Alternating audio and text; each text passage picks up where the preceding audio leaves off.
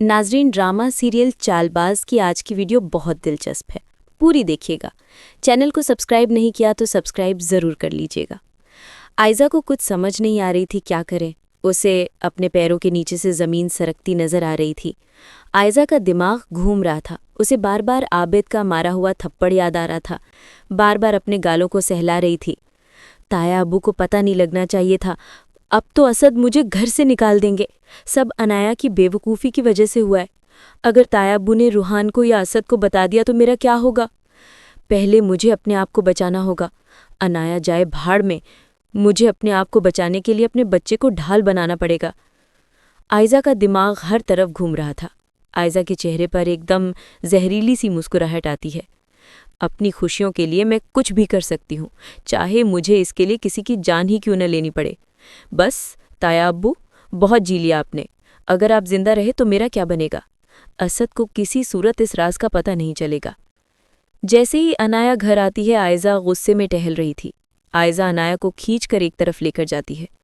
कहाँ गई थी? अनाया कहती है। क्या हो गया है अपी? मेरा बाजू छोड़ें, मुझे दर्द हो रहा है। मैं और रूहान अम्मी के घर गए थे। रूहान ने अम्मी को आपकी शिकायत लगाई है। आयज़ा सर पकड़कर बैठ जाती है। तुम्हारी गलती ने तुम्हारे साथ साथ मुझे भी तबाह कर दिया है। अम्मी ने मुझे फ़ोन किया था, मगर गलती से कल ताया अब्बू ने रिसीव कर ली। उन्हें तुम्हारी तलाक के बारे में पता चल गया है।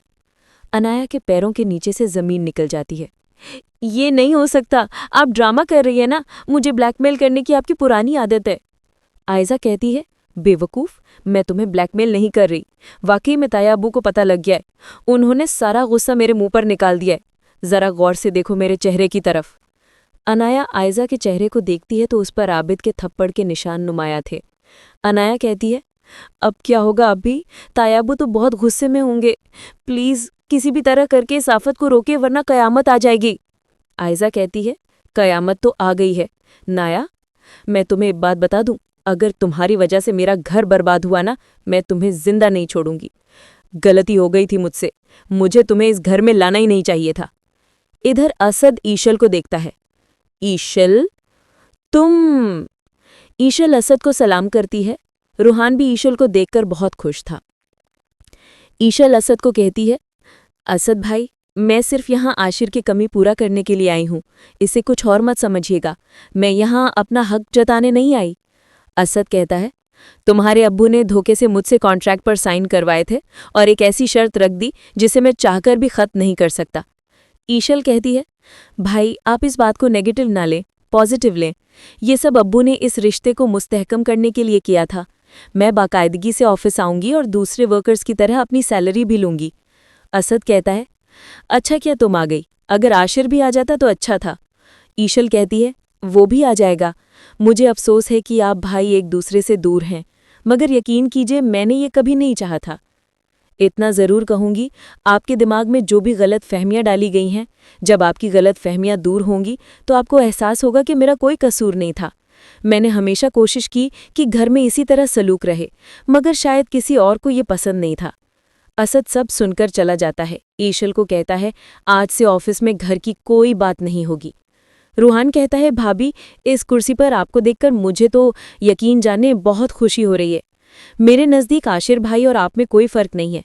अब मुझे लग रहा है कि बहुत जल्द मुझे मेरा भाई मिल जाएगा। ईशल कहती है, इंशाअल्लाह।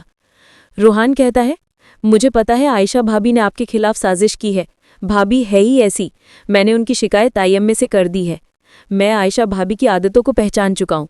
उनको अपने अलावा कोई दूसरा अच्छा ही नहीं लगता। अम्मी आशिर भाई को दिन रात याद करती हैं। हम तीनों भाई कभी एक दूसरे से अलग नहीं हुए।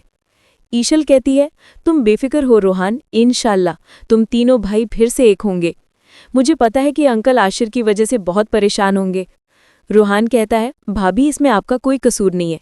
जब असद भाई को पता लगेगा तो उनकी आंखें भी खुल जाएंगी। इधर आबिद को बहुत गुस्सा आ रहा था।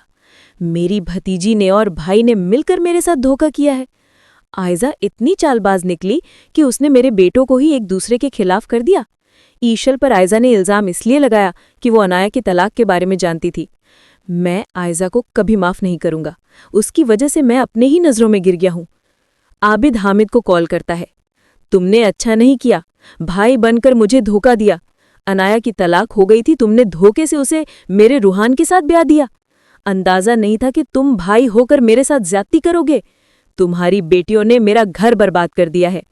हामिद आबिद की बातों को सुन रहा था। मैंने ऐसा कुछ नहीं किया भाई साहब, ये सब आयजा ने किया है। आबिद फोन बंद कर देता है। आबिद सोचों में गुम था। इतना बड़ा धोखा। आबिद आशिर को कॉल करता है। तुम मेरे पास आ जाओ, ईशल को भी साथ ले आओ, ये घर तुम सबका है। मैंने ईशल को इस घर से जाने का कहकर बहुत बड़ी गलती कर दी। आमिर की तबीयत खराब होने लगी। आयजा सुन रही थी। ताया अब्बू, आप ये ठीक नहीं कर रहे। मेरे जीते जी ईश इस घर में कभी नहीं आएंगी। आबिद की तबीयत खराब होने लगती है। आयजा आबिद को मेडिसिन नहीं देती। आबिद बेहोश हो जाता है। रूहान अपने बाप को आवाज़ देता है, मगर आबिद बेहोश था। रूहान अपने बाप को हॉस्पिटल लेकर आता है, जहां डॉक्टर बताता है पेशेंट को हार्ट अटैक के साथ फालिज का अटैक भी हुआ है। अभी वो बोल नहीं सकेंगे। आशिर भी हॉस्पिटल पहुंच जाता है।